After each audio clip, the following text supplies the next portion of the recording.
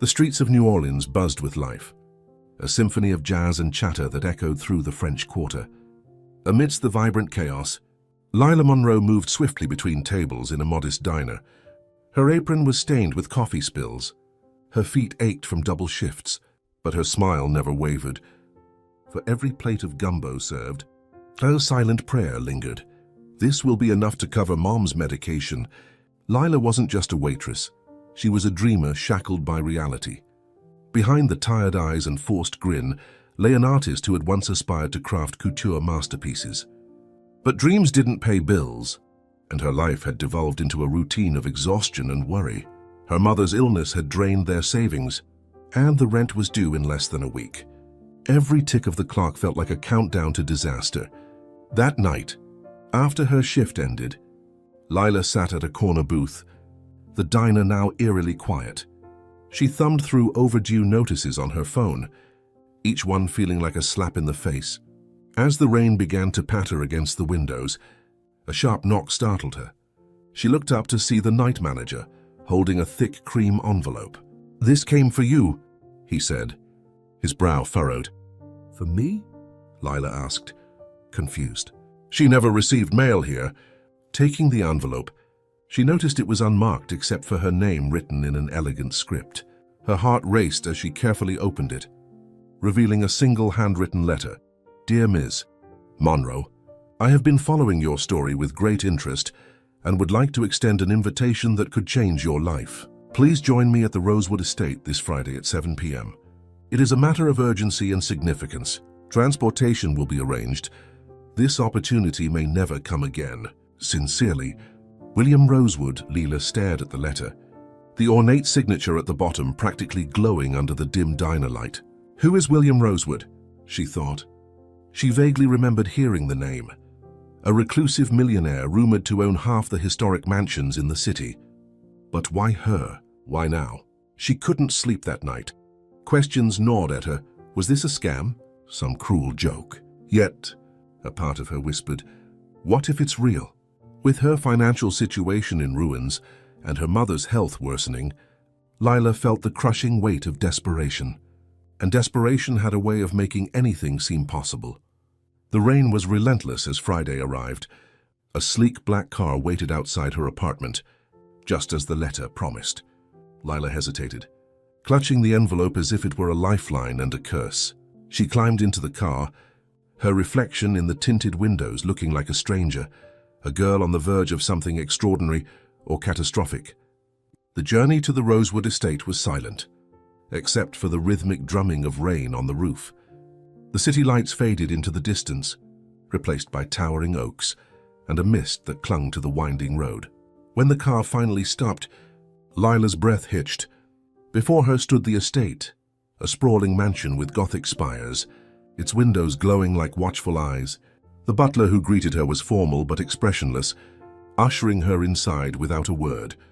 The grandeur of the interior was overwhelming. Marble floors, towering chandeliers, and walls adorned with paintings of faces that seemed to follow her every move. Yet, despite the luxury, a chill hung in the air, as if the house itself were holding its breath. "Mr. Rosewood is waiting," the butler said, leading her to a grand parlor. As Lila stepped inside, her eyes were drawn to the man seated by the roaring fireplace. William Rosewood. His presence was commanding despite his age, his silver hair and sharp features making him look like he had stepped out of a vintage portrait. "Miss Monroe," he said, his voice smooth but deliberate. "Thank you for coming. You must have many questions." Lila nodded, her throat dry. "I do, but I don't know where to start." William leaned forward, a faint smile tugging at the corners of his lips. "Then let me make it simple. I brought you here because I believe we can help each other. But first, you must agree to my terms." "Terms?" Lila echoed, her pulse quickening.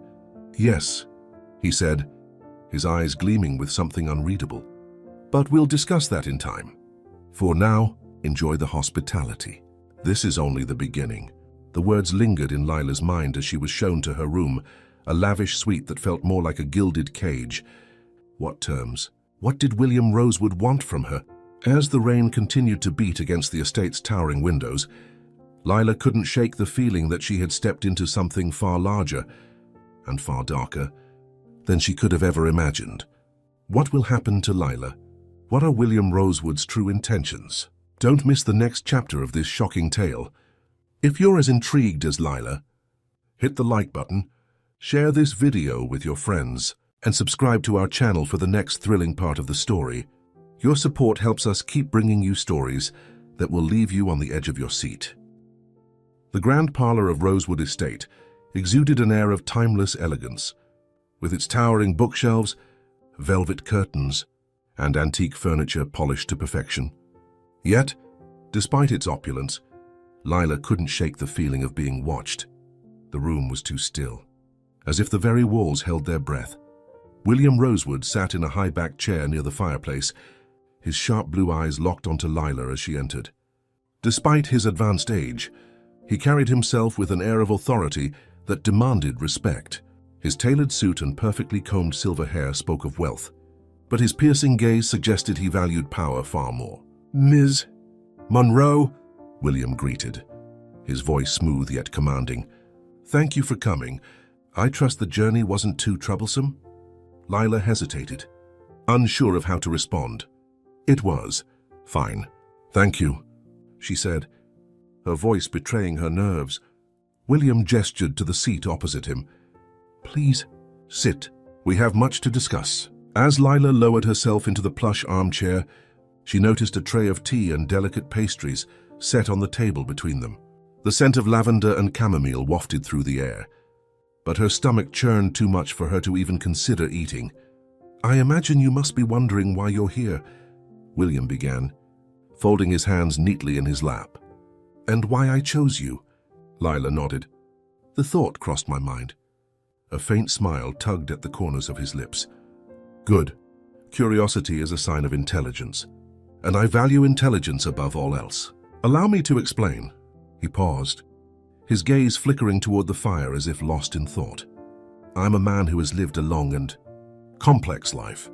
Rosewood Estate has been in my family for generations, a symbol of our legacy and achievements. But legacies, Ms. Monroe, require careful stewardship. They must be protected, nurtured, and, when necessary, secured." Lila frowned, unsure of where this was going. "What does that have to do with me?" William's smile widened, though it didn't reach his eyes.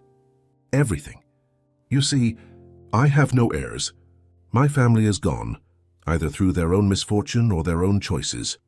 And yet, the Rosewood legacy cannot end with me. It is too important."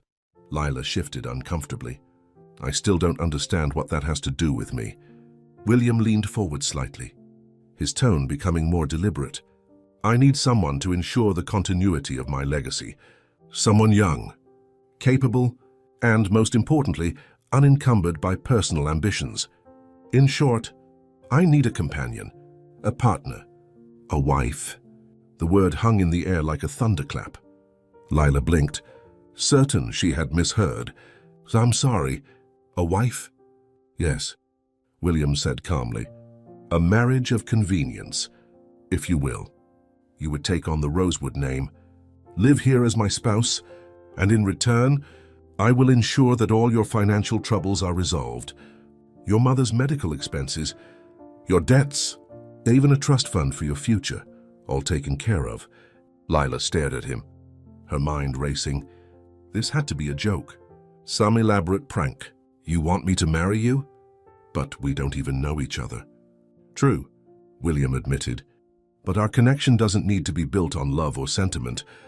This is a practical arrangement, nothing more. And I believe you are uniquely suited for it." "Why me?" Lila demanded. "There are millions of women out there. Why pick someone like me?" William's expression softened, but only slightly. "Because you remind me of someone I once knew, someone who was loyal, resourceful, and capable of understanding the weight of responsibility. Besides," he added, a glint of amusement in his eyes, "you have little to lose, and much to gain." Lila's cheeks flushed with anger and humiliation. "You don't know anything about me. On the contrary, William said smoothly, I know a great deal. I know about your struggles, your mother's illness, and your unfulfilled dreams. I also know that deep down, you're considering my offer, because you know as well as I do that opportunities like this don't come twice. Lila opened her mouth to argue, but found herself at a loss for words. He wasn't wrong. Her situation was desperate, and the idea of escaping her financial burdens was undeniably tempting. But marrying a man she barely knew, an 80-year-old stranger with an estate that felt more like a mausoleum than a home? I need time to think, she finally said, her voice trembling. Of course, William replied, leaning back in his chair. Take all the time you need. But remember, time is a luxury we don't always have.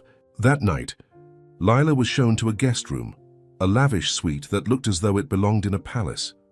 The bed was enormous, draped in silk sheets, and the chandelier overhead sparkled with a cold, distant light. Yet, despite the luxury, Lila felt a chill seep into her bones. She sat by the window, staring out at the vast gardens illuminated by the moonlight. The estate was breathtaking, but it felt empty, hollow. The air seemed heavy with secrets, and Lila couldn't shake the feeling that accepting William's proposal would come with a price far greater than she could imagine. Her thoughts were interrupted by a soft knock at the door. It was the butler, carrying a small tray with a letter resting on it. From Mr. Rosewood, he said, bowing slightly before retreating into the shadows. Lila unfolded the letter, her hands trembling.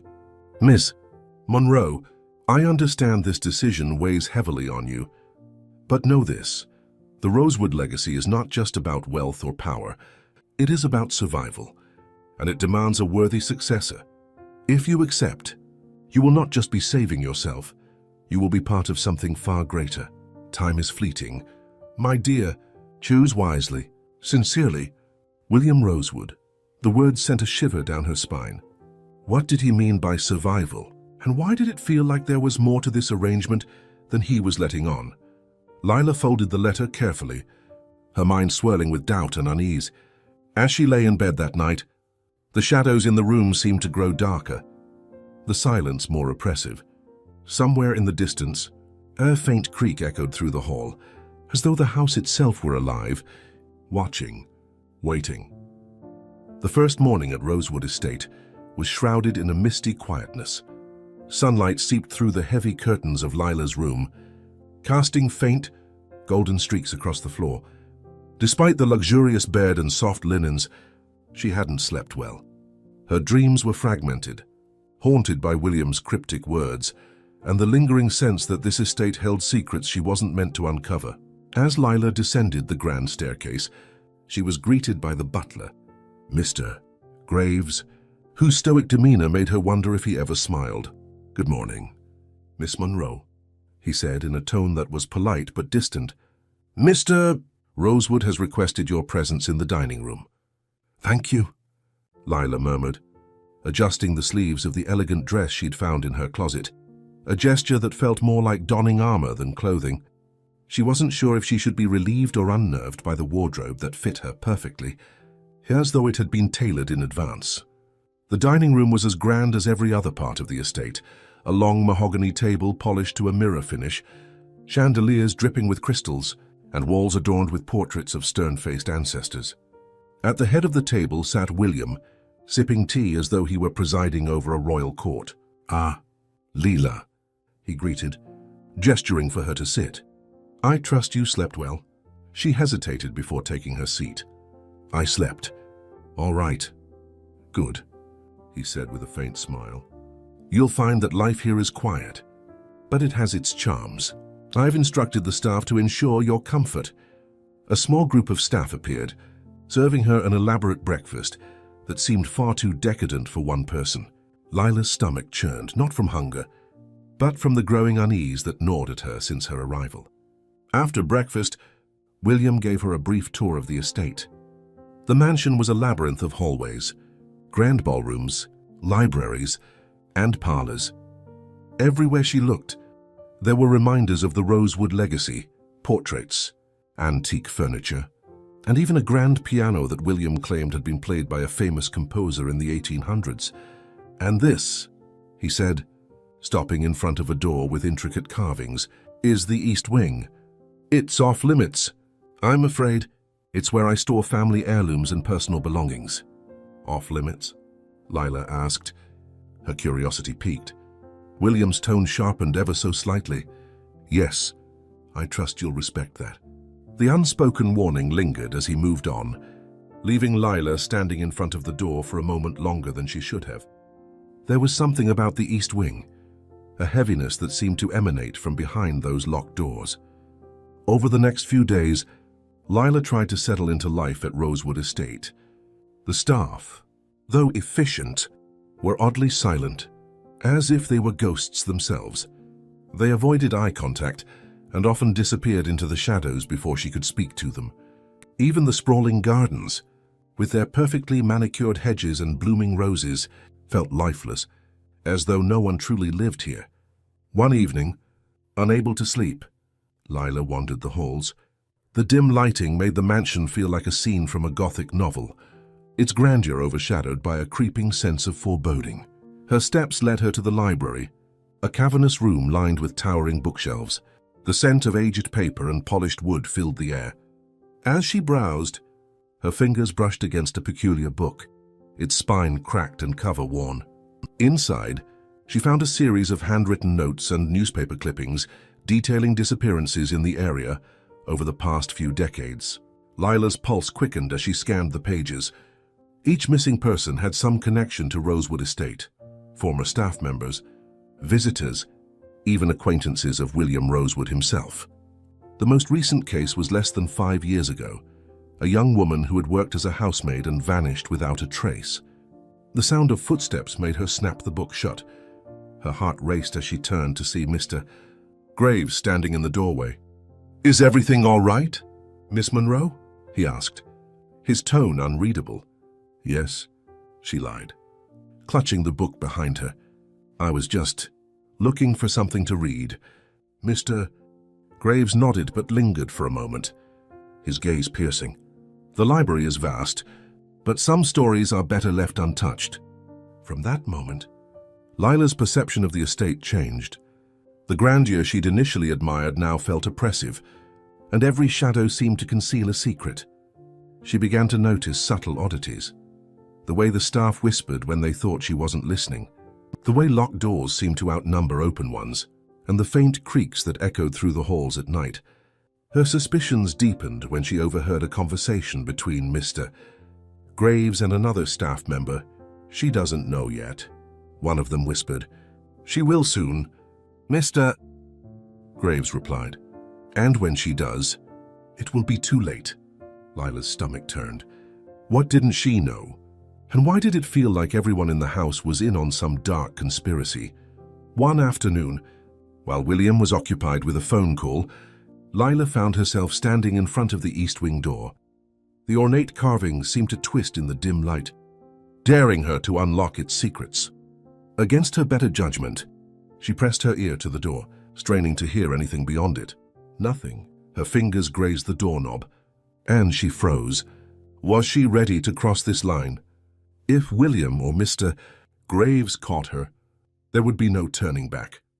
"Curiosity is a dangerous thing," came a voice behind her.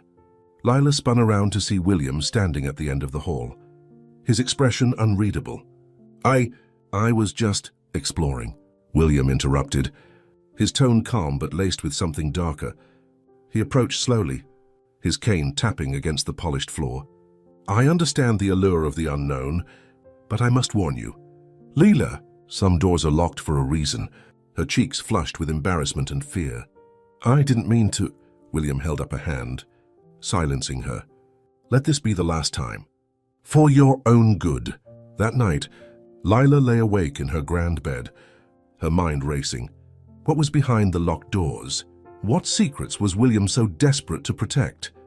The more she thought about it, the more she realized that her presence at Rosewood Estate wasn't just about marriage. It was about something far more sinister. The sound of distant footsteps echoed through the halls, breaking the stillness of the night. Lila sat up, her heart pounding. She wasn't alone in this house, not truly. The question was, who or what was she sharing it with? The days at Rosewood Estate passed like a slow-moving fog, thick with unease and unanswered questions. Lila felt trapped, not just within the mansion's towering walls, but within the web of secrets that seemed to tighten around her with each passing moment. The locked east wing was a persistent shadow in her mind, a door that seemed to whisper her name in the stillness of the night. One afternoon, Lila found herself wandering the mansion while William was occupied in his office. She ventured into the study, a room she hadn't explored before. The heavy scent of leather and old books filled the air, and the desk, though tidy, seemed to invite curiosity. Lila's eyes landed on a small drawer slightly ajar. Inside was a brass key, its intricate design unmistakably crafted for something important. Her heart raced as she realized it could be the key to the East Wing. The thought of finally uncovering the truth sent a thrill of fear through her. Pocketing the key, she glanced around the room, half expecting Mr. Graves or another member of the staff to appear and reprimand her. But the house was eerily silent. That night, under the cover of darkness, Lila crept through the halls. The mansion seemed alive, groaning softly as the wind howled outside. Her footsteps barely made a sound on the polished floors, but her breathing was shallow and loud in her own ears. She reached the door to the East Wing and paused, the key cool and heavy in her hand. A flicker of doubt surfaced. Should I do this? She thought. But curiosity and suspicion had taken root too deeply to ignore. The key slid into the lock with an almost mechanical precision. The soft click reverberated through the silent hall like a gunshot, sending a chill down her spine. Slowly, she pushed the door open. The air beyond was colder, stale, as though untouched for decades.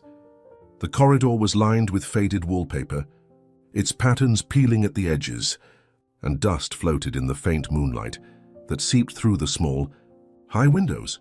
The shadows seemed to twist and stretch, making the space feel far more oppressive than it should have. Lila's exploration led her to a room at the end of the hallway. Inside, she found dozens of portraits hanging on the walls. Each depicted a woman, young, elegant, and hauntingly familiar.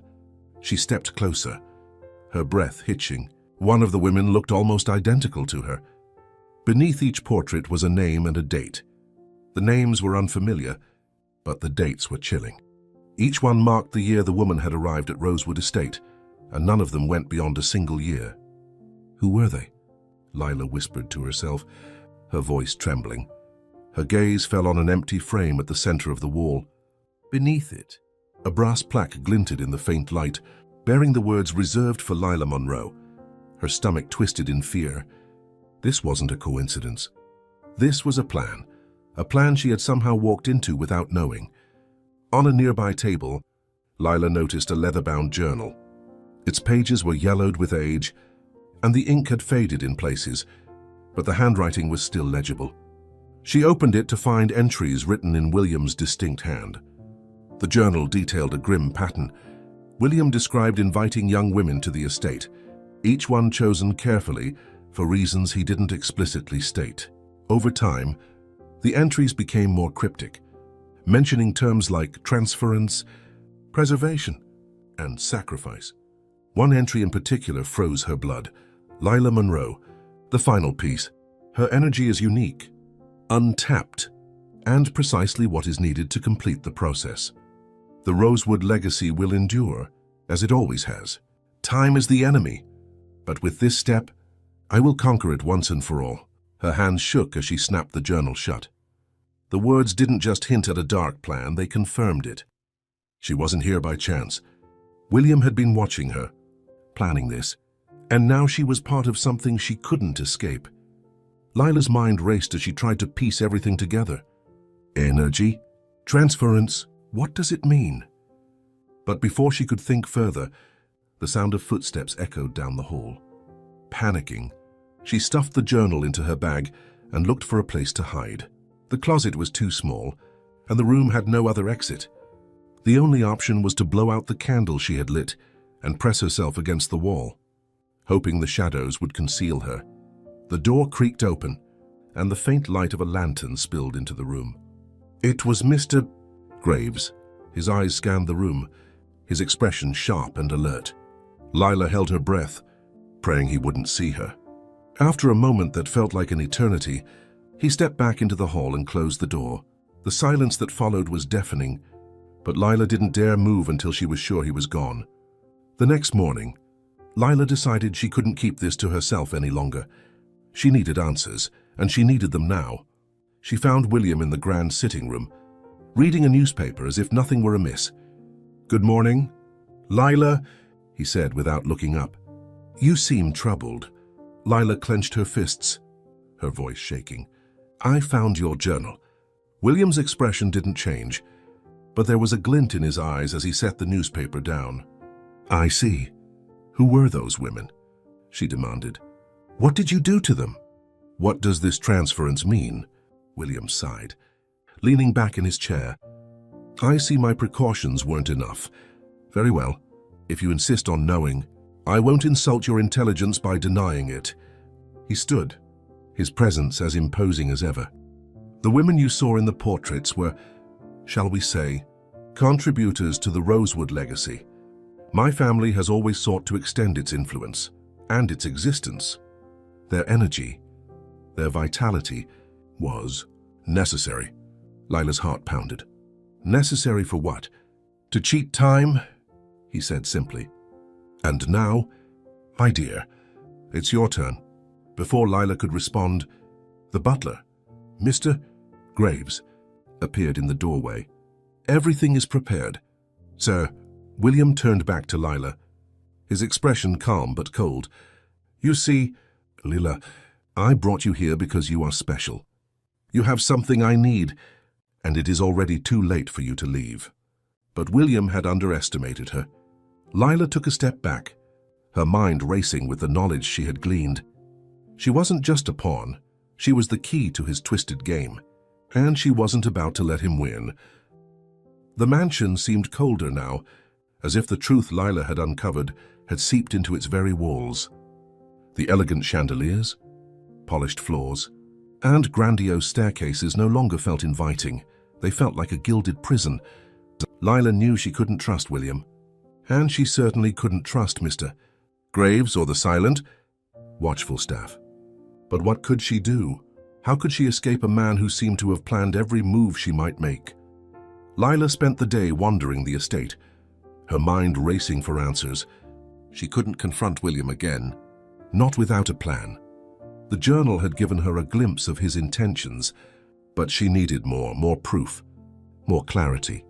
And, most importantly, she needed to know how to stop whatever was about to happen. Her thoughts turned to the East Wing. There had to be something else hidden there, something that would reveal the full extent of William's plans. She resolved to return that night, no matter the risk. When the mansion had fallen into its eerie nighttime silence, Lila crept through the halls, the key still tucked in her pocket.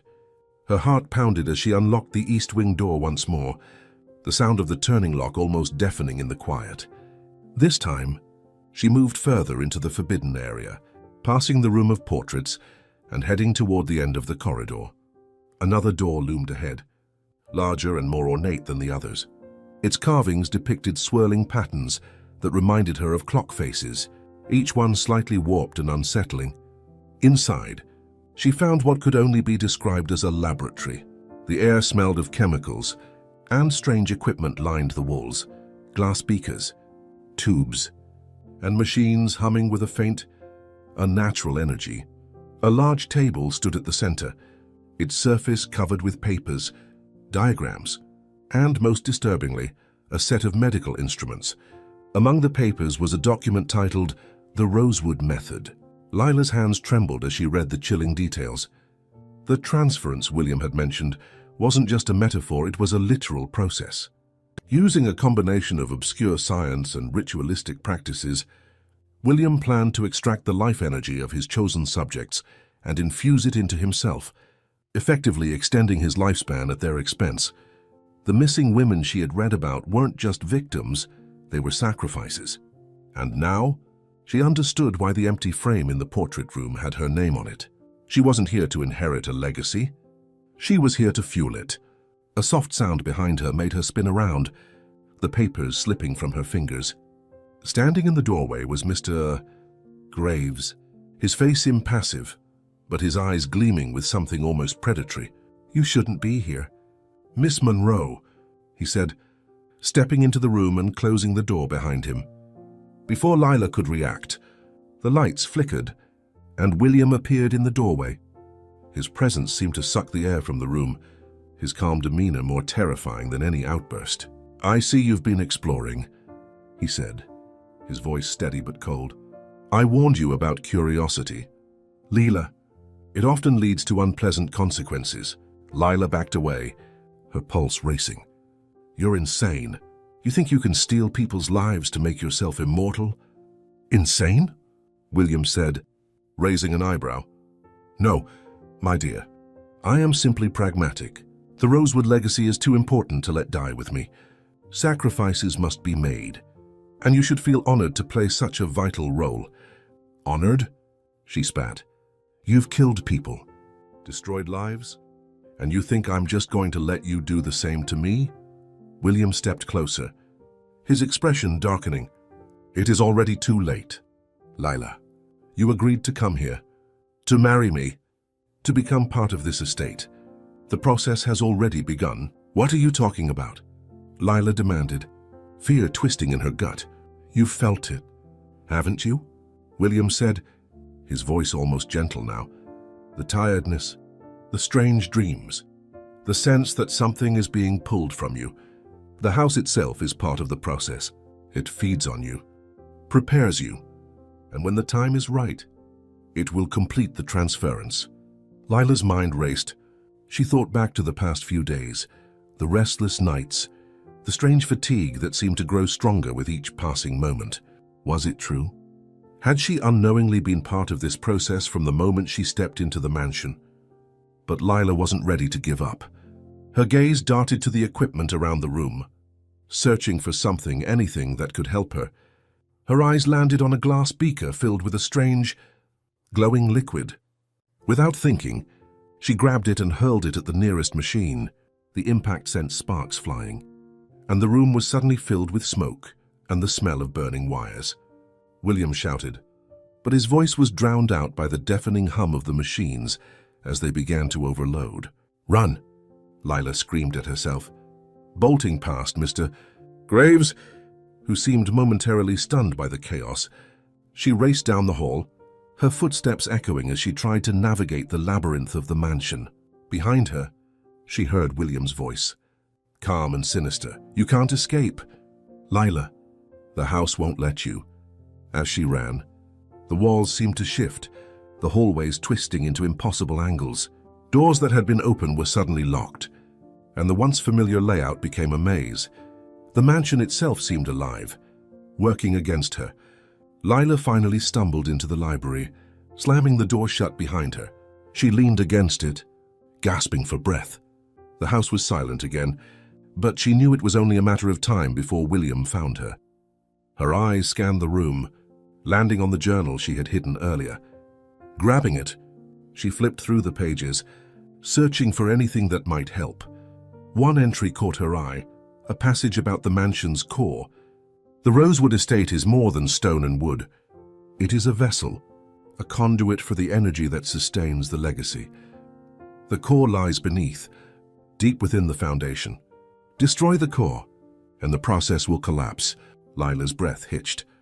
If she could reach the core, maybe she could end this. But how? The journal mentioned a hidden staircase in the east wing, a staircase that led to the foundation of the house. Summoning every ounce of courage, Lila slipped back into the hallways, her movements silent and deliberate.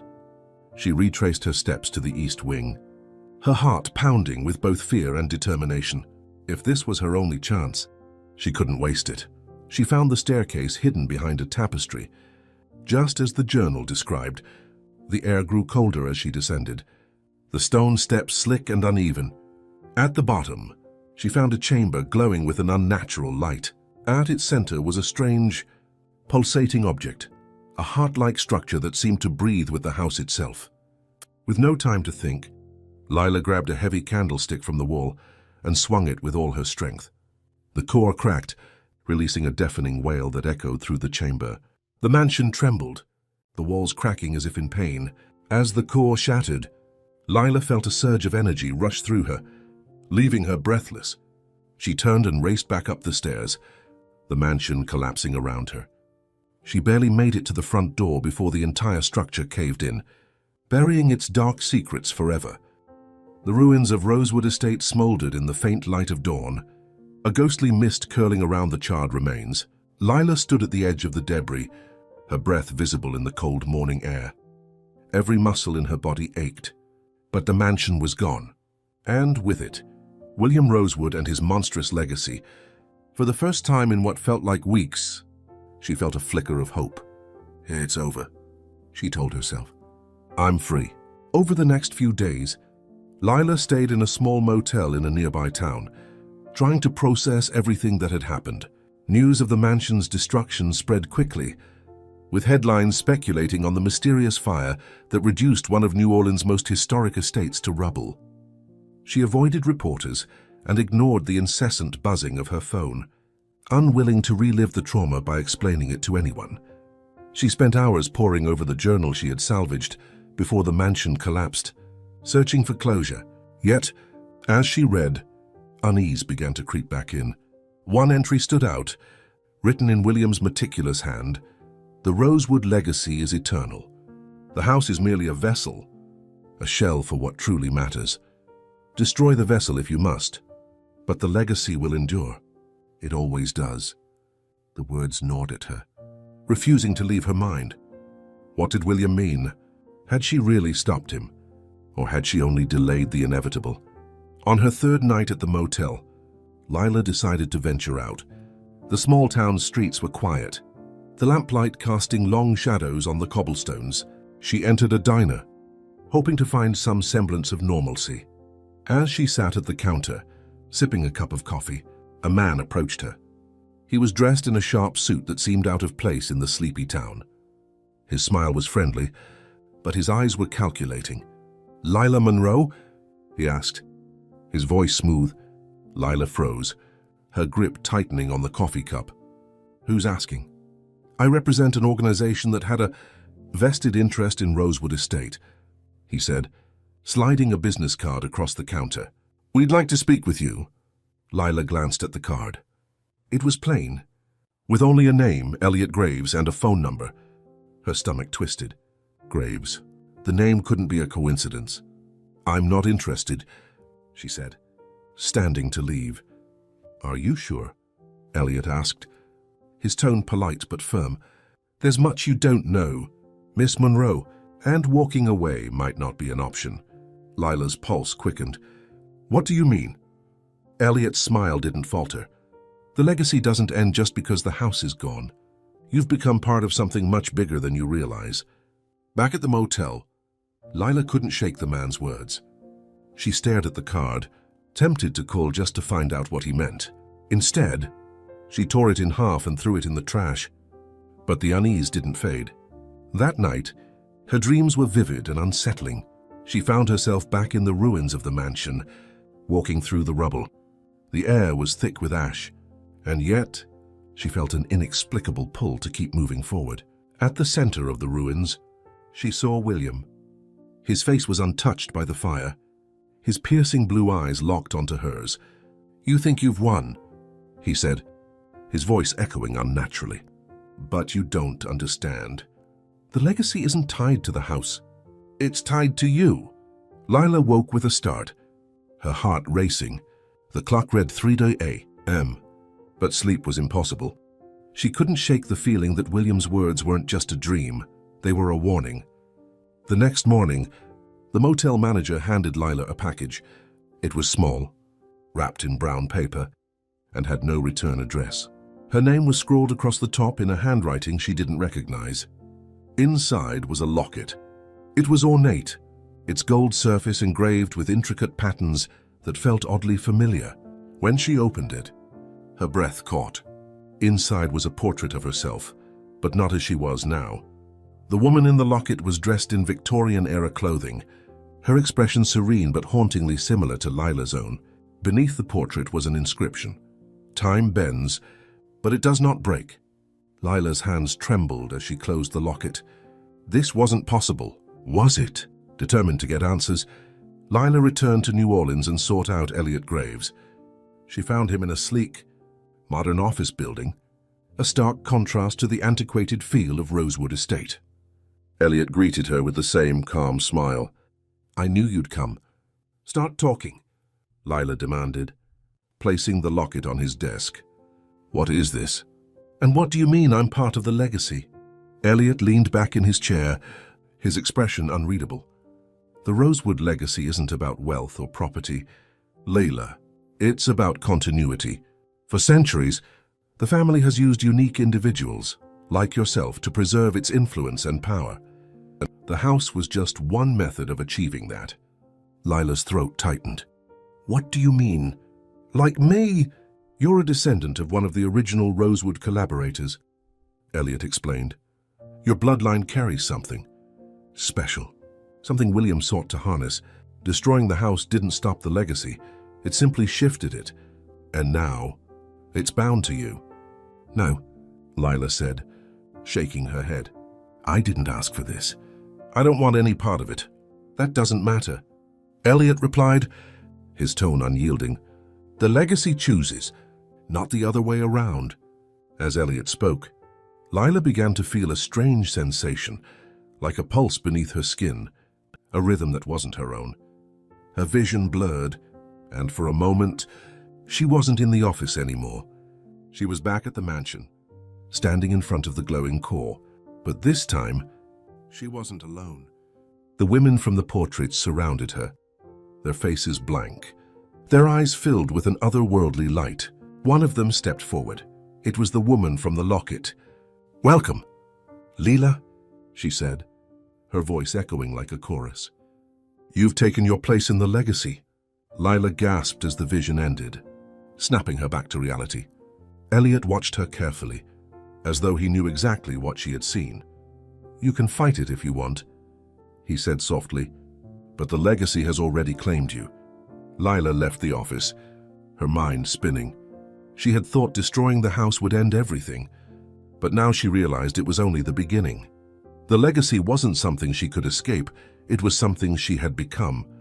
As she walked through the bustling streets of New Orleans, she felt the weight of the locket around her neck, its presence both comforting and oppressive. She didn't know what lay ahead, but one thing was certain: the Rosewood legacy was far from over. The streets of New Orleans were alive with the hum of daily life, but to Lila, it all felt distant, as if she were moving through a dream. The weight of the locket around her neck served as a constant reminder of the truth she couldn't escape. She had destroyed Rosewood Estate, but not its legacy. That legacy now pulsed within her, a living thread tying her to a history she wanted no part of. Lila sat at a small cafe in the French Quarter, staring at a cup of coffee that had long gone cold. Elliot Graves's words still echoed in her mind. "The legacy has already claimed you." Could she fight it? Did she even have a choice? She turned the locket over in her hands, studying the intricate patterns engraved on its surface. It felt alive, as though it pulsed faintly with each beat of her heart. Inside was the haunting portrait of the woman who resembled her, the inscription taunting her with its cryptic promise. "Time bends, but it does not break." Lila's phone buzzed, snapping her out of her thoughts. It was an unknown number. Hesitating, she answered. "Miss Monroe," came Elliot's smooth voice, "I trust you've been reflecting on our conversation.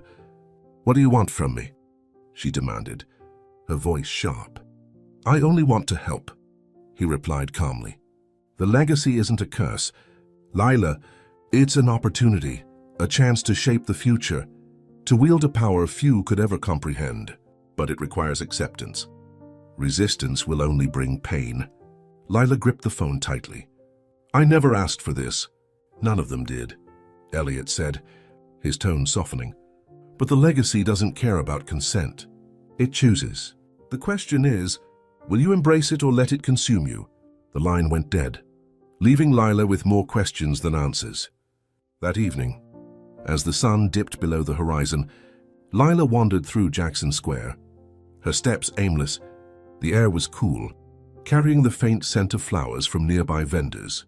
The square bustled with street performers and artists, their presence a reminder of the normal life she longed to reclaim.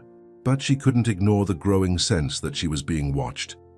The feeling was subtle at first, but it intensified with every step. Turning a corner, she saw him, a man standing in the shadow of a wrought iron gate, his face partially obscured by the brim of a hat. "Who are you?" Lila called out, her voice trembling. The man stepped into the light, and her breath caught. His features were strikingly familiar, blue eyes sharp as ice, silver hair combed neatly back. He was younger, but there was no mistaking him. "William," she whispered. The man smiled faintly. "Not quite. Let's just say, I'm what remains." Lila took a step back, her mind reeling. "This isn't possible. You're dead, am I?" he asked, tilting his head. The house was just a vessel. "Lila, the legacy lives on in you, in me, in every thread that connects us to it. What do you want from me?" she demanded, her voice rising. "To guide you," he said simply. "To help you understand what you've become." "I don't want any of this," she shouted. "I didn't ask for it, and I won't let it control me." William, or whoever he was, sighed, as though speaking to a stubborn child. "You can't run from this, Lila. The more you resist, the stronger it will pull. Embrace it, and you might find freedom. Deny it, and you'll lose everything." When Lila blinked, he was gone. The square was just as it had been moments before, vibrant, loud, and utterly indifferent to the storm raging inside her. That night, she returned to her motel room and stared at herself in the mirror. She searched for signs of change, for evidence that the legacy was taking hold, but all she saw was a woman on the brink of something she didn't understand. Opening the locket again, she traced the engraving with her finger. The phrase felt like a riddle, one she couldn't solve. "Time bends, but it does not break." What did it mean? Was she a pawn, or did she have the power to shape her own destiny? As she closed the locket, a soft glow emanated from it, casting faint patterns on the walls. The light wasn't threatening, it was warm, almost comforting.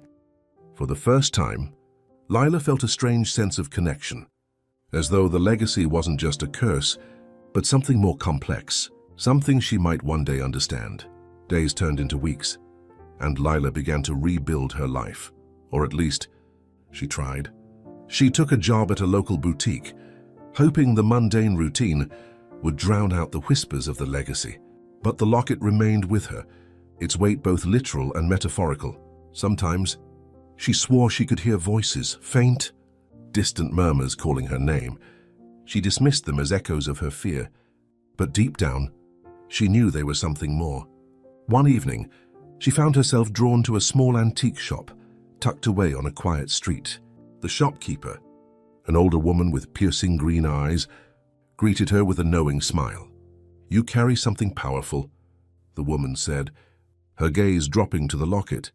"It's not often I see one of those." Lila froze. "You know what this is?" The woman nodded. "It's part of a much larger story, one that stretches across centuries. You've been chosen, my dear, but the choice is still yours." "What choice?" Lila asked, her voice barely a whisper. "To use it," the woman said simply. "For good, for ill, or not at all. But know this, ignoring it won't make it go away." Lila left the shop with more questions than answers. That night, as she stood by her window, staring at the city lights, she made a silent vow. She didn't know what the legacy truly meant, but she wouldn't let it control her, not without a fight. As the camera pans away from Lila's contemplative figure, the faint glow of the locket pulses one last time. In the distance, the ruins of Rosewood Estate remain shrouded in mist, a quiet reminder that some legacies never truly end. Will Lila embrace her newfound power? Or will the legacy consume her? The answers lie ahead, but for now, the path remains open. If this story captivated you, don't forget to like, share, And subscribe to our channel for more thrilling tales. Let us know your theories in the comments. What would you do if you were in Lila's shoes? Stay tuned for more mysteries and unforgettable journeys.